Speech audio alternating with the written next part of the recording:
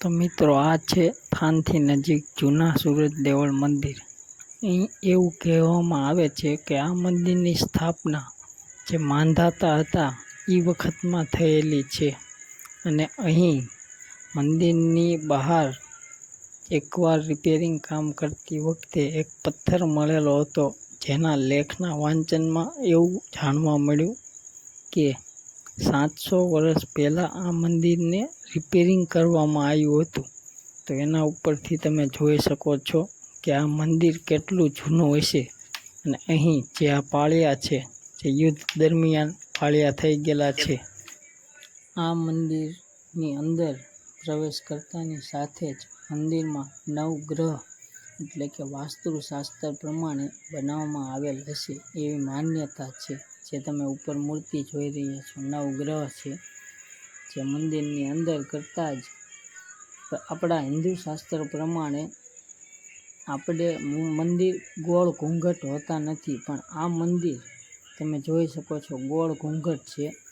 જ્યારે સોમનાથ શિખરે ચડાઈ થઈ અને એ મંદિર તોડવામાં આવ્યું ત્યારે એક ટુકડી અહીં આવી હતી અને તેમને આ મંદિર પર ચડાઈ કરી અને આ મંદિર પણ તોડી નાખવાની કોશિશ કરી હતી।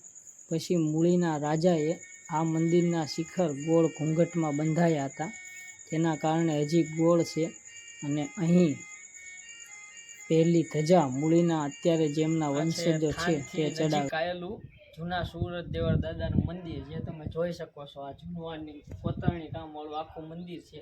અહીંયા પણ ફરતે ફરતે જોઈ શકો તો બધે કોતરણી કામ કરી અને બનાવેલા નાના નાના મંદિર છે અને બહારની સાઈડ બધે જે પાળિયા છે।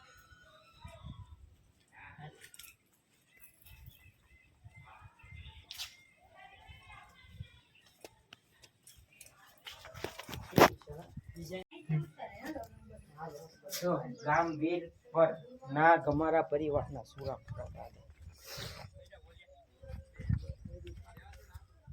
તું પડતો નહીં।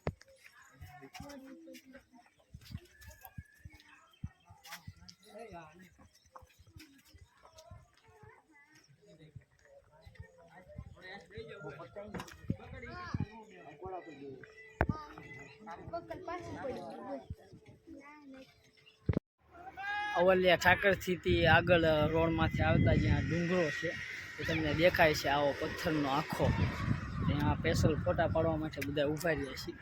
તમે જુઓ બેકગ્રાઉન્ડ બધી જ બાજુ સીધા આવા પથ્થર જેવું છે, પાણીના હિસાબે જે કપાઈ ગયા હોય એ ટાઈપનું છે। ક્યાં પાડો? અહીંયા આવતી મજા આવશે ફરવાની? યસ। હવે ક્યાં જવાનું? હવે ચોટીલા જવાનું। પછી ચોટીલાથી રિટર્ન ઘરે। કેવી મજા આવી ને? અરે ફૂલ। તરણેતરના મેળામાં કેવી મજા આવી? બહુ મજા આવી। તરણેતરનો મેળો ફર્યા પછી ત્યાંથી આયા જૂના સુરત દેવળ। હવે નવા સુરત દેવળ જવાનું છે ને, રસ્તામાં જે આ બેકગ્રાઉન્ડ મળ્યું તો અહીંયા ફોટા પાડવા માટે ઊભા રહ્યા, તો ફોટા શૂટ કરી લઈએ। હા પાડી દો। શું કરેશ ન્યા? કેમ ત્યાંથી હેઠી પડી જોતો મારતો ઠેકડો ભાંગી જશે ટાંગો, આમ મજા આગી લેવું ને।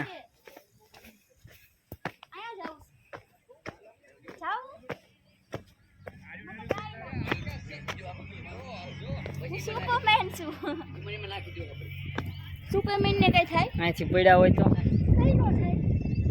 સામે કેવો પથ્થર કેવો છે? આ છે નવા સૂર્ય દેવળ, જે પાછળ તમે જોઈ રહ્યા છો નવા સૂર્ય દેવળનું મંદિર છે। અહીં પાછળ સામે ભોજનાલય છે, મહાદેવનું પણ મંદિર છે અને અહીંયા પ્રસાદીનો ટાઈમ થઈ ગયો છે એટલે પ્રસાદી પણ લેવા જવાનું છે। શું કે પ્રસાદી લેવા જવાનું? તમે લીધી? ના જવાનું સારે હારે તો હોય ને, અલગ થોડી લેવાની। તો વિડીયોમાં બના રહેજો, તમને દેખાડીશ। હજી એક ચોટીલા બાકી છે, કદાચ પાર્ટ 1, 2, 3 બનાવવો પડે, તો વિડીયોમાં ઠેઠ લગી બના રહેજો।